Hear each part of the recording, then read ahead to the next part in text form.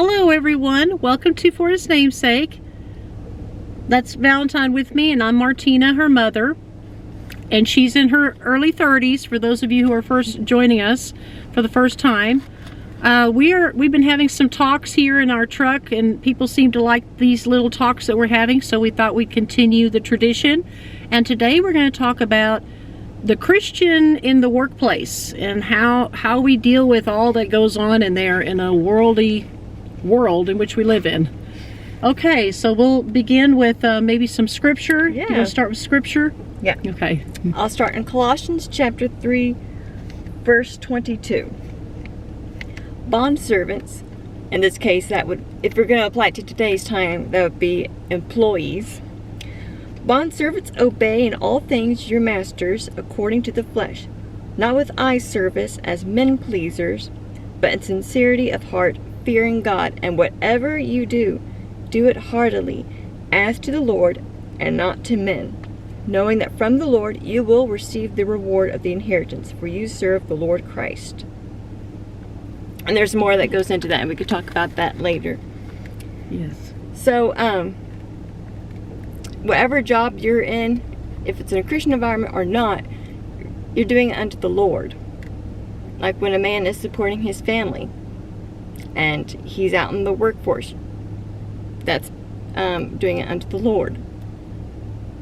Oh, and for those who are not working outside the home and your homemakers, the same can still sort of apply. The Lord is your master, and you're doing your housework unto Him. Yes. So we don't want you to feel left out too, Right, you know. exactly. But our talk is mainly going to be about working in the world. Yes, definitely. Yeah. So I'll go with dealing with foul language on the job. Cuss words, curse words, that sort of thing. If it's an ongoing where that's just the norm and people are always saying that in, like, let's say during break time or even on the job, how do you deal with that as a Christian? Well, if it's a job that you really, really need to pay the bills, you're going to have to kind of ask yourself and spend some time in prayer and ask God to help you. Lord, help me find another job that's not going to be using this kind of bad language. Or I really wouldn't know what to tell you on that one. But if it's really, really bad, where that's every other word is an F word, every other word is an SH word, then as a Christian, that would be really, really hard to put up with on a daily basis. I would, if it were me, I can't tell you what to do, but if it were me, I would do my best to get out of there as soon as possible. Or if you can go to your supervisor or your boss and just kind of explain, if they're not using bad language but your coworkers are, you can easily go to your boss or your supervisor on a private, basis and just kind of explain the situation, that you're not comfortable with all the foul language that's going on there and what they can or cannot do about it. If they're nice about it and they're going to talk to the coworkers and say, please refrain from using this foul language, then great. But if not, if it were me, I couldn't put up with that. I just couldn't. I'd have to let go of that job and find something else. I know it'd be really difficult, especially in today's time. It's really hard to find a job, and it's hard to keep a job. People are being laid off or for whatever reasons, and that sort of thing. So yeah, that's a tough one. Did you have anything else to say about foul language? Well, sadly, we did work in a Christian, and it's supposed to be a Christian environment, a Christian college, but the staff there, on that Christian campus, we were speaking inappropriate language, foul language. Yes, and sexual, Yeah. Vulgar talk too. I think you had something about vulgar, or did we already mention that one, about sexual? It was just, I didn't have to deal with discussions. the sexual talk, but I did hear the S and the F word quite a bit. Yes. And it made me wonder why they would even want to work at a Christian campus like that if they themselves were worldly. Right, yeah. And if they were Christians, then they weren't acting like it.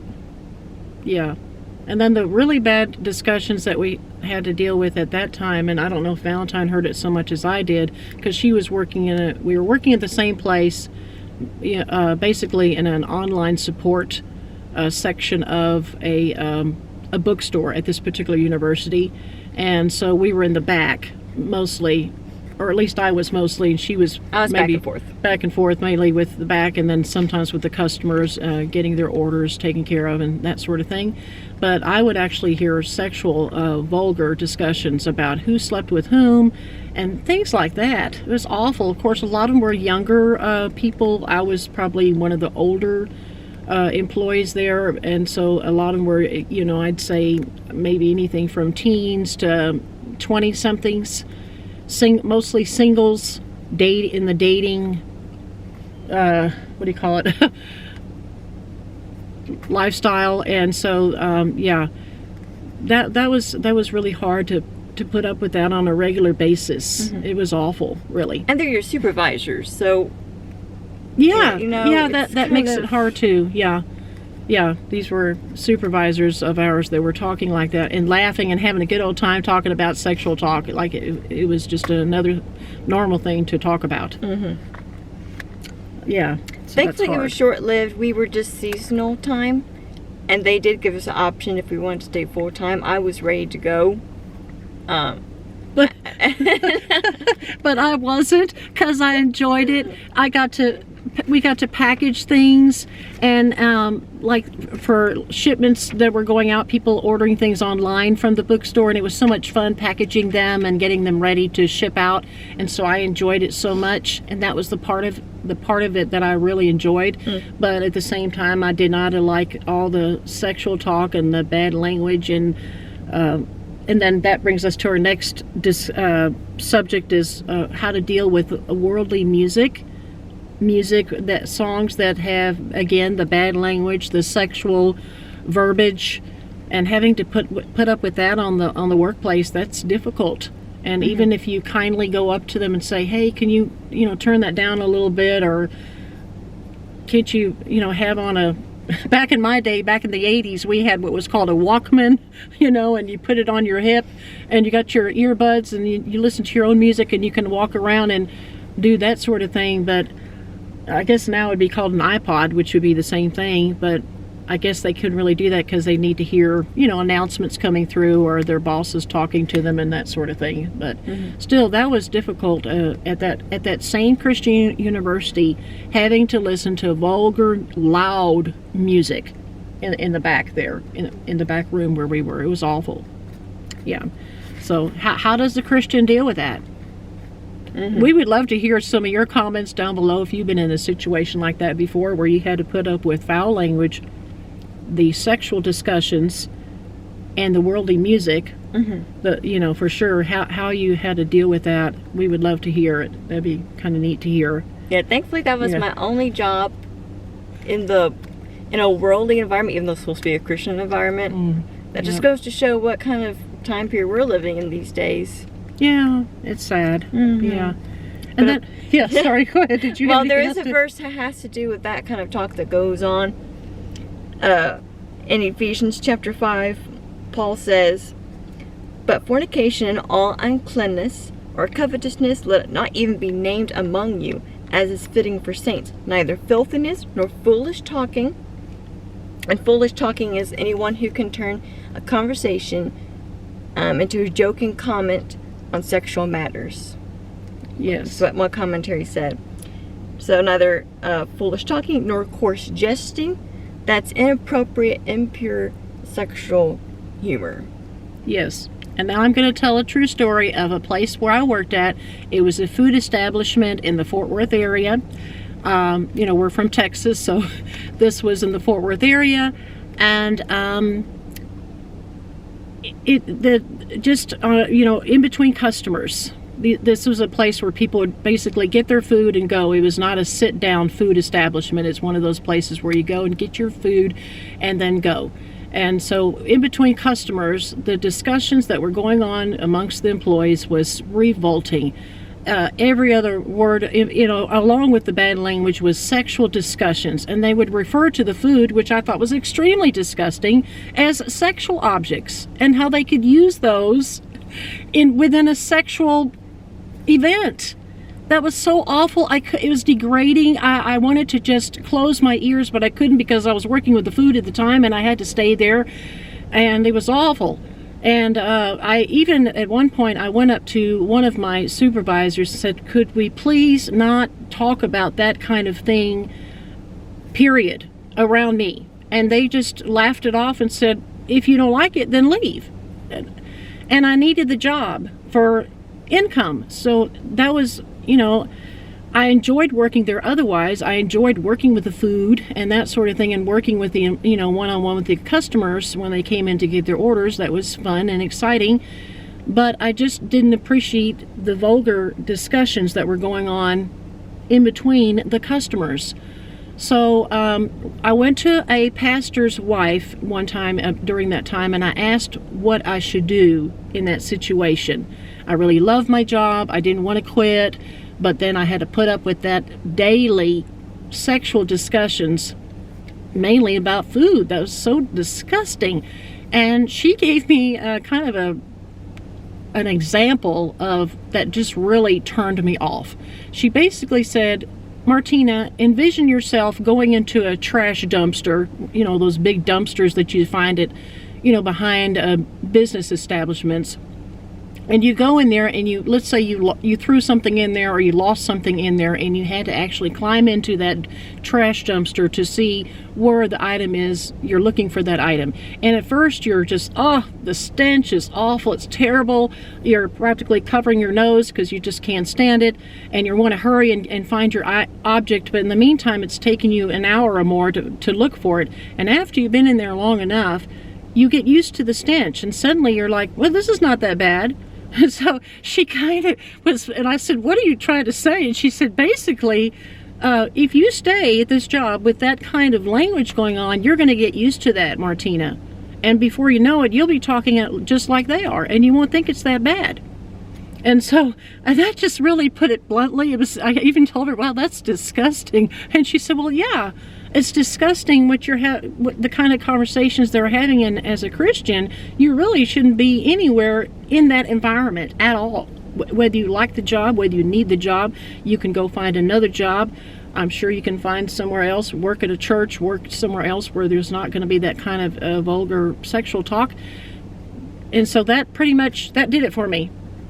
The next time I saw my supervisor, I gave my 2-week notice, and unfortunately I had to stay there for another 2 weeks. It was awful. It was unbearable.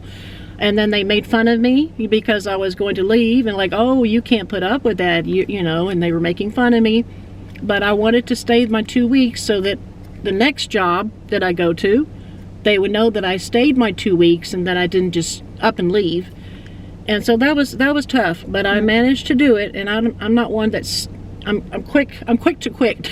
So I'm not one that finishes things very well. I start a lot of projects, but I don't always finish them. But that one, I have to say I was kind of proud of myself on that particular, with God's help. Lord, help me make it for another 2 weeks. Stay the 2 weeks and then leave. And so that's what I did. But yeah, so it would be I would love to hear what y'all have done if you've been in similar situations where you just had to get out of there because of sexual discussions or any of these other things that we've talked about so far. Mm-hmm. What you all did or what you would do if you were in that situation. And we would love to hear it in the comments down below. And what are some other things I think we wanted to did you have anything else? I would encourage you to read Ephesians chapter 5. There's several passages where it says walk in love. Another one it says walk in light. Another one walk in wisdom. All those 3 things are very important to think about, especially when you're in the workforce.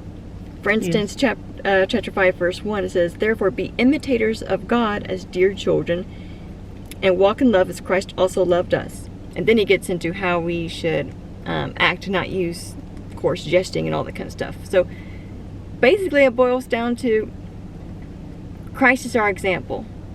Imitate him. Right. Exactly. I mean, that's the best way to say it. Definitely, yeah. And then there's also the subject matter of dealing with, how do I say, lifestyles or causes or people's choices, bad choices, and how to deal with that.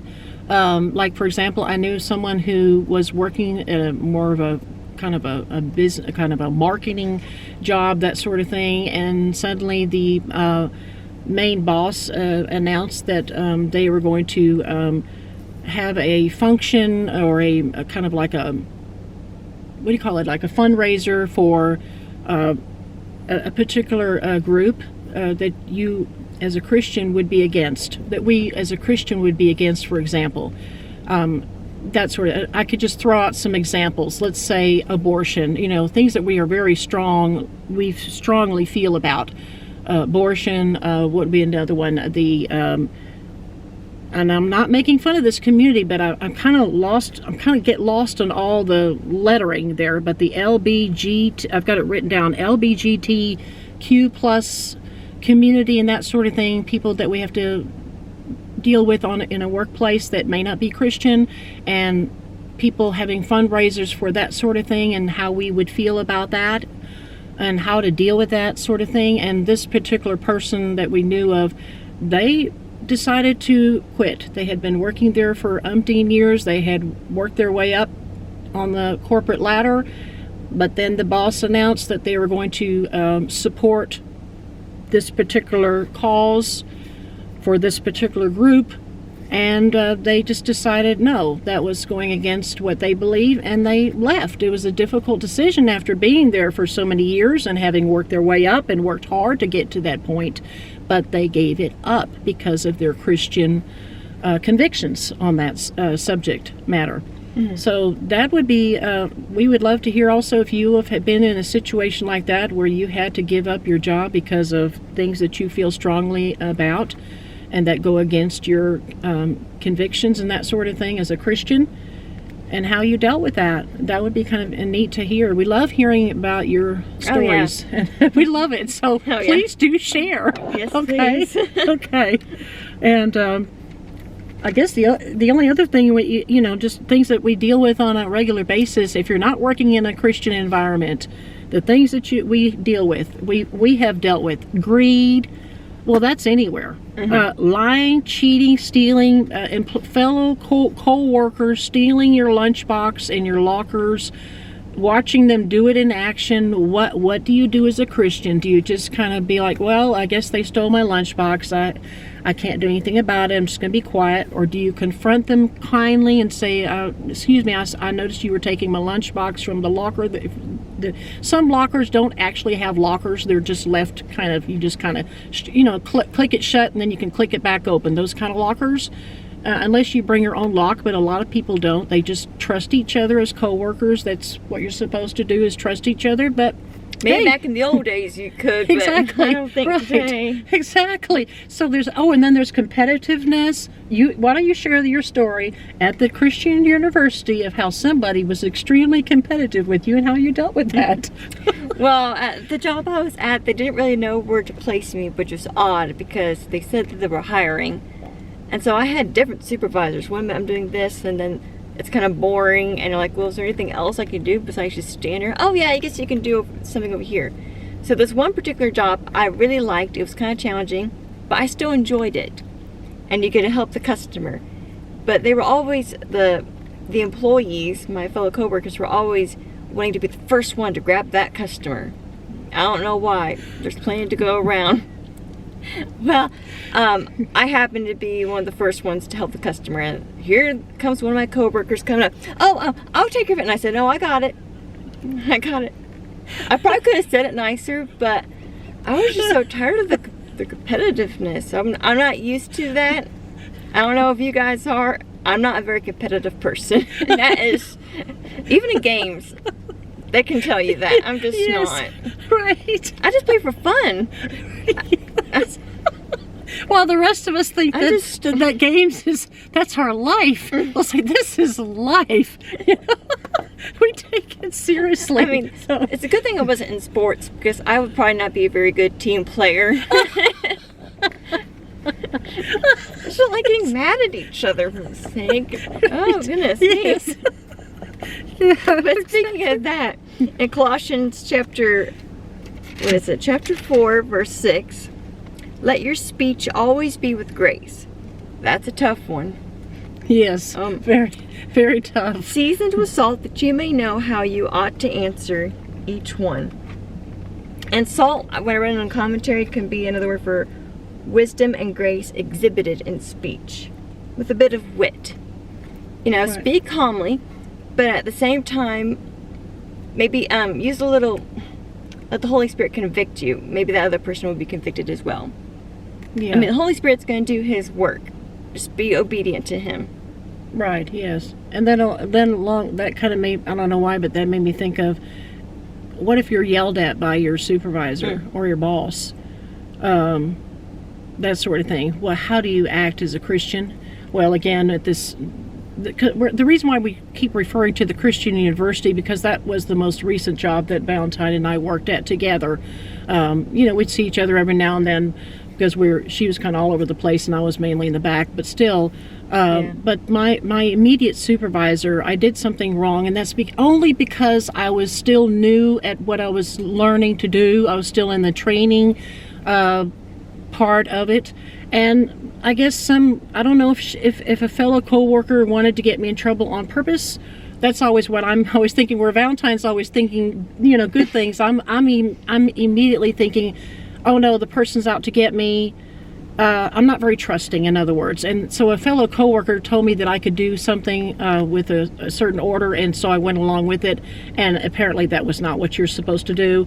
And in front of everybody was all working in a whole bunch of employees. Everybody was doing their own thing at different stations, but in front of everybody, my immediate supervisor yelled at the top of her lungs. I don't know, were you there when she did that? I was, but I sure heard about it later. Yeah, at the top of her lungs, and called out my name. Martina, you're not allowed to do this. How dare you do this? And she got very angry. You would think and I'm not talking bad about people that have bipolar, but you can control it with medication.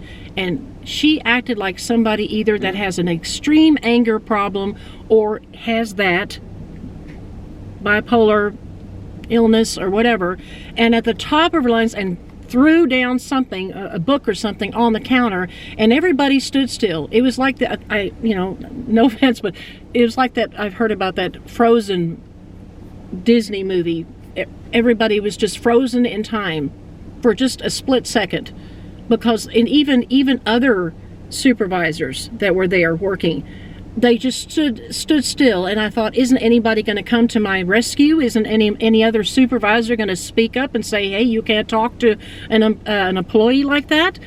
Nobody said nothing. Nobody came to my rescue, and I stood there, and the tears were welling up in my eyes, and my hands started to, get sweaty. My heart was going crazy, and I thought. And I just prayed a little prayer, Lord, what do I do? I feel like just going up to her, and I'm sorry, I'm only human. I felt like just yelling back and say, you can't talk to me like that. That's what I felt like doing. But no, she was my supervisor, so I couldn't do that.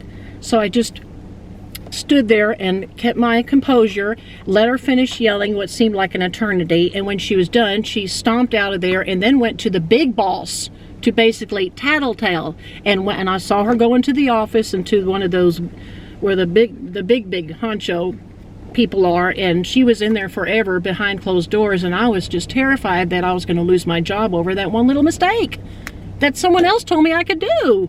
I didn't know any better. I was a new trainee, I guess is what you call it. So anyway, long story short, when that was all over, and I went home after I cried to my whole family to let them know what I had gone through that day, I decided to write an email to the head honcho person, the director that my immediate supervisor went over to complain to, and basically told her my side of the story of what exactly happened.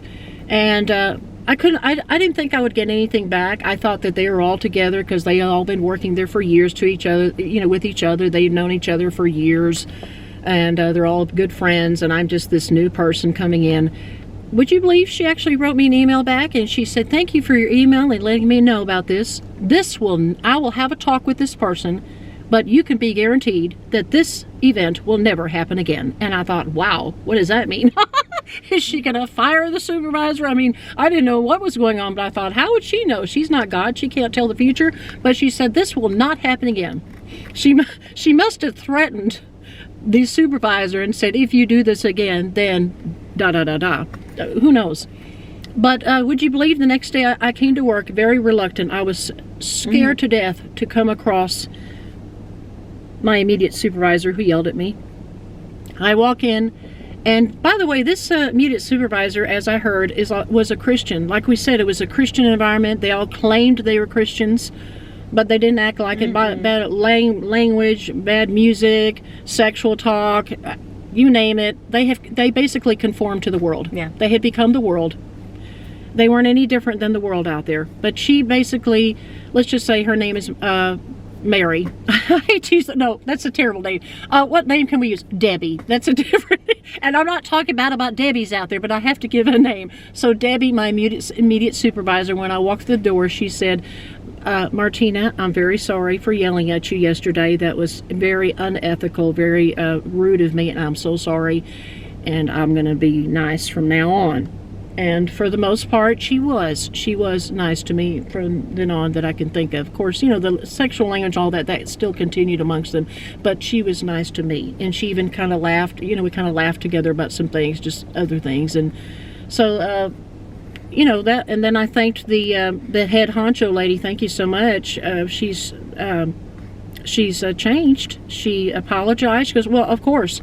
She was going to apologize. There was no doubt about that. She was going to have to apologize. So that's. But anyway, that's kind of how that ended. But yeah.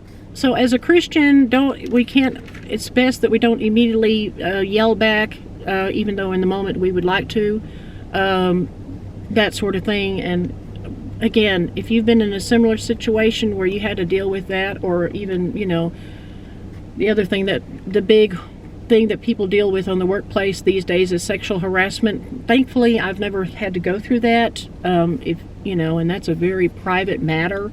And so, if you did go through that, we are terribly sorry for you that you had to go through that.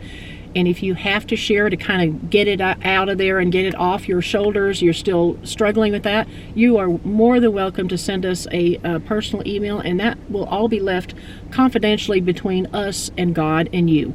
We do not share that with everybody else on here. So just keep that in mind. You have that reassurance. Mm-hmm. That's our promise to you. And if you don't want to share that, that's fine too. So... Did we have anything else? I did want to say we've been talking a lot from the employee standpoint. Employers are not forgotten, according to Colossians chapter 4, verse 1. Masters, give your bondservants what is just and fair, knowing that you also have a master in heaven.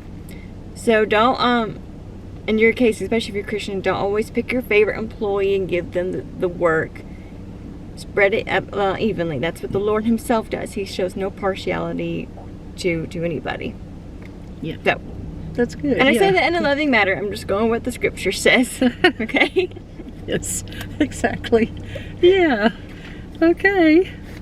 Well, I think we pretty much covered everything. And again, if you have anything you'd like to share, we love to hear your true stories. Or if you have any suggestions or advice, or for how to deal with all of these things that we talked about, then also there's some people. I would like to mention that some people will purposely work. I know that sometimes you don't have a choice in your job. You just you went to college, you studied a certain thing, and then you're going to go right into that. Let's say engineering, for example, and you're going to become an electrical engineer.